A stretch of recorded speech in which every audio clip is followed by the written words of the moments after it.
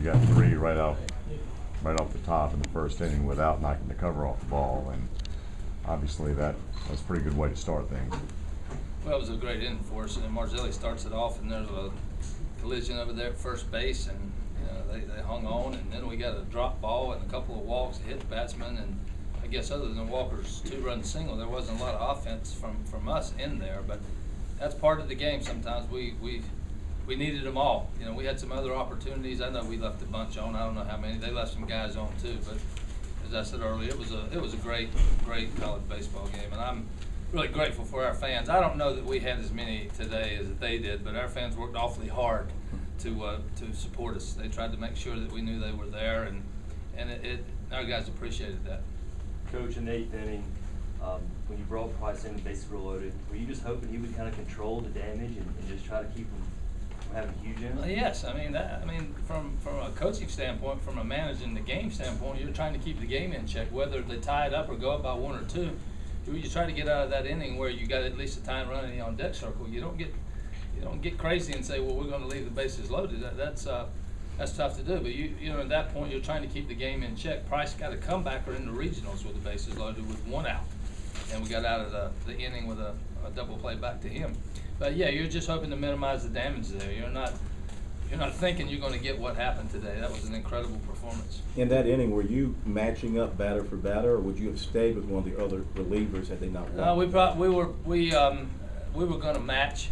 Cooper, he battled so much, and it was so hot out there. I know his pitch count was still okay, but we didn't want to. We just didn't want to go too far there. And our guys in the bullpen have done a good job. Roth walks a guy, lost his matchup. Mata lost his matchup.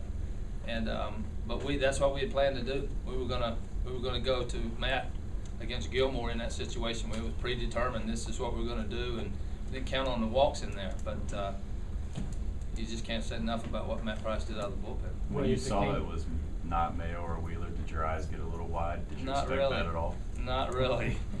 Because I knew that what happened, one of those guys could be in the game, and they were.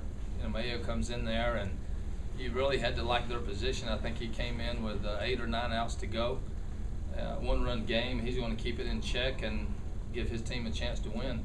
But Ryan had pretty good numbers. I think he was 7-0, and our scouting reports were pretty impressive on him too. So we weren't thinking, hey, this is an easier game for us or anything like that. After the game was over, do you kind of just exhale and go, okay, we escaped with one here, and it's an awfully big one? Yeah, I just think it's all about perspective. We won this game. It was a hard-fought game. They had their chances. We had ours. They could have beat us. We were fortunate enough to get away today and get a win. We hope to come out and play well tomorrow. We could play a lot better tomorrow and still lose. We're playing a great club, but I'm very proud of our guys. And certainly I know Coach Gilmore's proud of his guys. It was just a great game, and both teams had opportunities to win. Ray, Matt throws 35 in such an intense situation. Would you hesitate to run him out there again tomorrow? No. No. He part of I think what happened to our pitching staff in the last couple of 3 years has been a conditioning thing. He'll go back to the hotel right now and he'll condition.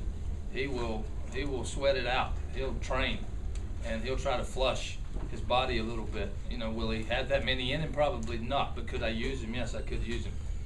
And that's there's no tomorrow, so to speak. I know we got a mulligan, but still, we're playing like there's no tomorrow. I hate to bring up a negative in a win, but then don't do it. But so many. Were there at-bats that frustrated you throughout the course of the game? Yeah, but Wingo said it best. We've done it all year. We're a good team, a pretty good offensive team. We hit around 300, but we're not a great offensive team. We have some at-bats in there that you scratch your head a little bit. But we see it one way. Part of it is us, and part of it is the other team that's making pitches. And we're playing a team that can make some pitches, and they can mix and match you out of the bullpen. They did that. Their guys came in and did a nice job. So it's not all about us not being successful or failing in situations. It has a lot to do with their guys that are able to perform in those clutch situations. Is that game reflective of a lot of games you've seen this year for you guys? Well, pitching, defense, close it games? It really is. we've won some close games because of our pitching and defense, and you know, you look at the box and we left 9 out there, or we left 12 out there, and we only won by a couple of runs. There's been a lot of those. So we've been in them before. You'd like to get a couple of insurance runs every now and then, but we really haven't done that all year. Coach, it looks like you were able to contain Woodward and Noel pretty effectively. It doesn't seem that way to me. So it looks like, was that key? I think the 2 for 9 with a hot feeling too. How important was that to the way the game went? Well, it's important. You know, they can beat you. You know, they can beat you with their other guys, but those guys will make it very difficult, and they did today. 2 for 9, that surprises me. I felt like they were out there a lot, but they're great players. Those guys are very, very, very talented. I think when you look at a guy like Woodward and a guy like Noel, you're looking at guys that probably will be able to play for a while because they can run, they can play, they can execute.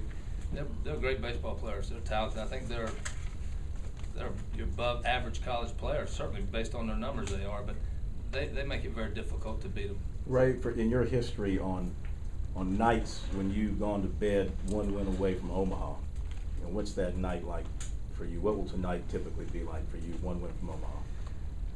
All I know is it'll get dark. It's not like I'll sleep. You know, I was up at 4:30 this morning. You know, so I play. I mean, I play it. I play it back. I play it forward. I do that. I've always done that, and I'll do it again tonight. My athletics director caught me taking a walk last night past curfew, so both of us were out past curfew. But no, it's just what you do. I think whether you're a basketball coach or football, you try to figure it out, and you never do. You just try to figure it out. It never works, but just try to be in the best position we can be in, and think about all the scenarios that will come up. Try to be prepared for them when they do. That's all. That's what you do. You try to look at who they're going to bring in when Laney comes in, who you have on the bench if you're going to make a move, and you just, you know, you sometimes paralyze it by analyzing it. Coach, you talked about the walks that Roth and Matt allowed in the 8th inning. After, you know, losing the matchups after going 1-2 when both Estella and Iglesias were trying to sacrifice. Do you say anything to the guys, or do you let them dump their short-term memory as you go to tomorrow? Yeah, let them dump it. You know, this game is about short memories. You know, the coaches are not really good at that, but the players, the great players, do have short memories. They got to let it go. And that being said, those guys that you just mentioned, they're a big part of the reason we're playing right now. They have had outstanding seasons for us, and that's not really typical of their performances. So we'll run them back out there tomorrow. I'm sure you'll see them again. Coach, early in the game, it almost looked like you guys were about to blow the doors off it with all the runs you scored early. But you know, all the zeros after that, is that sort of a good message for your team, that showing that, you know, Coastal Carolina may not be the biggest name in college baseball, but they're not going to give up either? No, we didn't. That thought process never entered a player's mind or a coach's mind.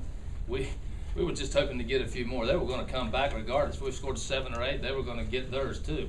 And of course, they hit the home run. They had the tying run back in the on-deck circle. That's how quick that 4-0 lead